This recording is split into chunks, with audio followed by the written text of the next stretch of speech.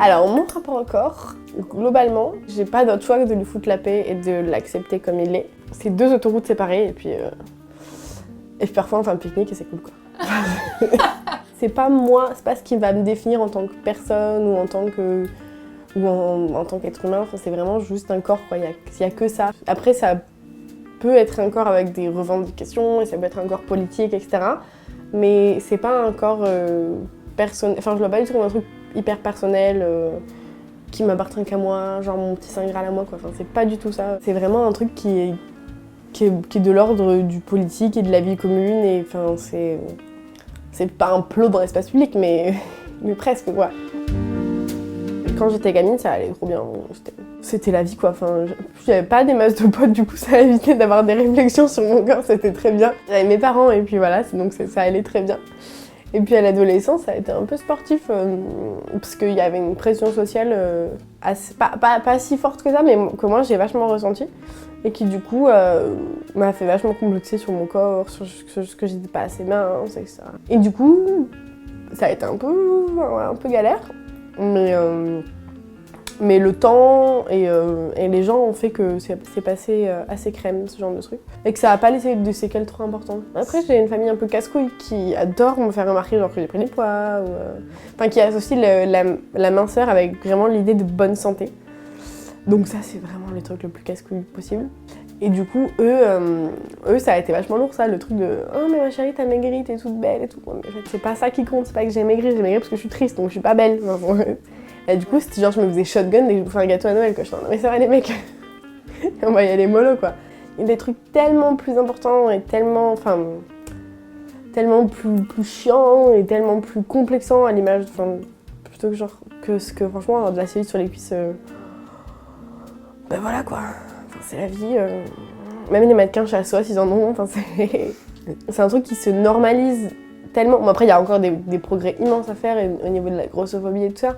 Mais aujourd'hui, quand t'es genre comme moi, c'est-à-dire que t'es genre légèrement au-dessus de la moyenne, ben, en fait, les gens ils se font pas chier quoi. Enfin, c'est. Il y a de moins en moins cette image qu'il faut vraiment que t'aies un corps parfait, etc., etc. Elle est encore majoritaire, mais il y a tellement plus de mouvements et de gens qui revendiquent le droit à un corps un peu imparfait qui au final serait le corps réel, que du coup, c'est vachement facile de lâcher prise avec ça en arrière-plan. Ma petite sœur, en gros, c'est rigolo parce qu'on a 3 ans d'écart. Elle, c'est un être humain assez génial là-dessus parce qu'elle est vraiment trop zen par rapport à ça. Genre elle s'aime trop, elle est encore trop rigolo parce qu'en fait elle a un corps d'enfant qui a pas encore vraiment grandi. Genre elle a pas beaucoup de seins, etc., etc. Mais elle est là en mode c'est pas grave genre. Tu vois, et pourtant je suis pas sûre qu'elle est hyper consciente d'elle, mais elle a juste, elle est vachement féministe, elle est vachement sur internet, etc. Et du coup elle a vraiment eu ce motto que genre le corps c'est ok quoi, et que du coup il y a pas trop de soucis, et qu'il y a pas non plus de problème en tant qu'être humain à avoir un corps comme ça, avoir un corps avec des poils, un corps sans poils, un corps gros, un corps pas gros. Et du coup, c'est assez ouf de la voir elle parce que moi, je fais putain, mais pourquoi j'étais pas comme ça? C'est vraiment une enfant des années 2000 et donc l'internet, en gros, elle l'a dans la gueule depuis tout le temps. Tout le temps. Donc ça peut être hyper négatif par certains côtés. Mais sur ces côtés-là, c'est un truc de malade quoi. T'es trop content. Là, je pense que là où il y a des gamines qui se prennent sur cet internet-là, mais à coup de corps parfait, corps retouché, etc. Elle a vraiment eu le coup, l'internet vachement militant qui dit bah ouais non en fait t'es ok quoi, t'as pas à changer, donc c'est assez ouf. Moi mes poils c'était pareil, c'est comme mon corps, c'est vraiment genre allez-y, c'est pas grave. Tu vois genre quand j'ai fait les Essay Days et quand je suis revenue des Essay Days, bah forcément c'était 1 mois et demi sans épilateur ou sans quoi que ce soit. Et du coup, j'avais les jambes entre la crasse et les poils. Disons que j'étais une belle copie du Yeti. C'était pas grave. On était tous comme ça, il n'y avait aucun souci. Mais je crois que je me suis épilée. Et après, du coup, je me suis épilée. Et j'avais genre une jambe bicolore. C'était vraiment genre marron d'un côté et blanc de l'autre. Et du coup, j'étais en mode, ah c'est chaud. Et du coup, là, tu fais bon. Mais en soi, mes poils, c'est pareil, c'est vraiment... Je m'en contrebalance, je m'en surbalance, je m'en contrebalance, je m'en archi-balance, enfin c'est vraiment... Je préfère m'épiler quand même les mollets parce que, je sais pas, j'ai un truc de c'est plus agréable et tout. Et puis, mais je le fais parce que j'aime pas la douleur du truc. Et puis, du coup, je le fais genre une fois tous les 3 mois, tu vois, enfin, moi je suis là en mode oui, bah oui ça passe. Et du coup j'avoue que ça, enfin... Les aisselles, je le fais pas non plus parce que j'aime pas ça et je pars du principe que si les gens commencent à regarder mes aisselles, c'est que de base il y a un souci. Du coup, je fais pas quoi. Et puis pareil, le maillot, alors là c'est encore pire, je crois que j'y ai plus touché depuis genre 2015. Et c'est trop bien parce que du coup je suis trop contente, ça m'épargne. Je gagne plein de thunes. Je gagne un nombre de douleurs corporelles assez hallucinant.